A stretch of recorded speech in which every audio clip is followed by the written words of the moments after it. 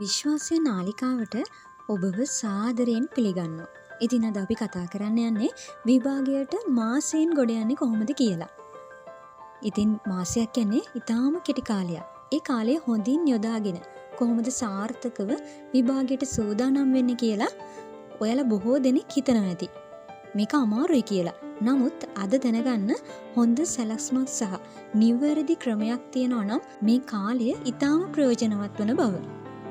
ඉතින් වීඩියෝ එකට යන්න කලින් පුංචි මතක් කිරීමක් කරනවා අපිව subscribe කරලා නැත්නම් දැන්ම subscribe කරන්න කියලා.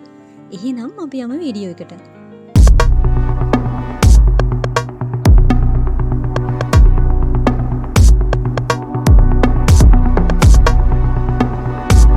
මාසයක් කියන්නේ කුමක්ද? මාසයක් කියන්නේ සාමාන්‍යයෙන් දින වලින් ගත්තොත් දින 30ක්. ඒ කියන්නේ පැය වලින් ගත්තොත් පැය 720ක්.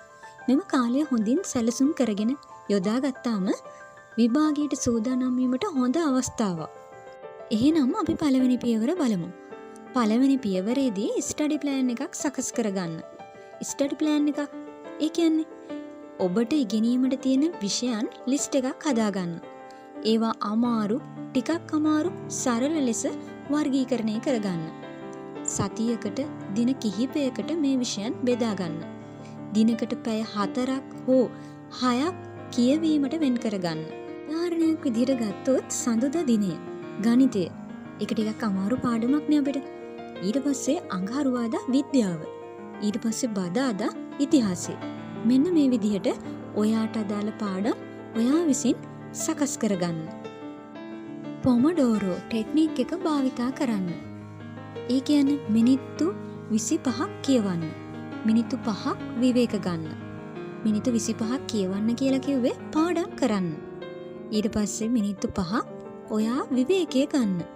මේ කාලය තුලම ඔබේ අවධානය 100%කින් ඉගෙනීමටම යොමු කරන්න.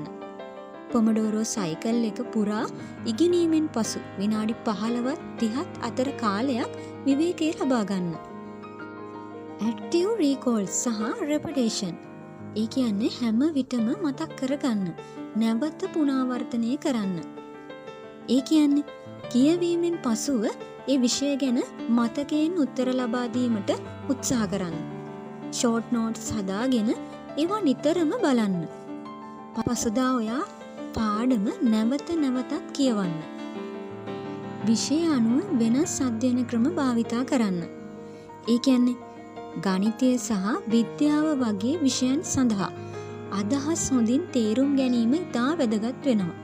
මේ නිසා උදාහරණ ඒ වගේම රූප භාවිතා කරමින් පැහැදිලි කර ගැනීමට උත්සාහ ගන්න. ඉතිහාසය, භාෂා සාහිත්‍ය වගේ විෂයන් සඳහා ඉතිහාස කතා සොයන්න. මනසින් රූප හදාගන්න. භාෂා ඉගෙනීමේදී ලිවීම, කියවීම සහ අසා සිටීමෙන්ද ඒවා අපේ මතකයේ රැඳෙනවා. ඒ සියල්ල උත්සාහ කර බලන්න. සහ ප්‍රමාණවත් අවධානයක් යොමු කරන්න. පස්වන පියවර. ඔබේ අවධානය බෙදෙන දේවල් වලින් වළකින්න. උදාහරණ විදිහට මොබයිල් ෆෝන් එක අඩුම තරම් භාවිතා කරන්න. සෝෂියල් මීඩියා, ටික්ටොක්, ෆේස්බුක් වැනි සයිට් වලට යෑමෙන් වළකින්න. ඔබ ඔබේ අරමුණ වෙනුවෙන් කැපවෙන්න. ඔබ පාඩම් කරන තැන නිවැරදිව තෝරාගන්න. එය මේසයක් මත නම් වඩා හොඳයි. ඒක නිවැරදිව තෝරන්න. එය නිශ්ශබ්ද පරිසරයක් වන තරමට ඔබට පාඩම් කිරීමට පහසු වනු ඇත. ඔයාලා දන්නවද අපේ ශරීරයට මොන දේ තිබුණත් නිින්ද සහ ආහාරය අත්‍යවශ්‍යම බව.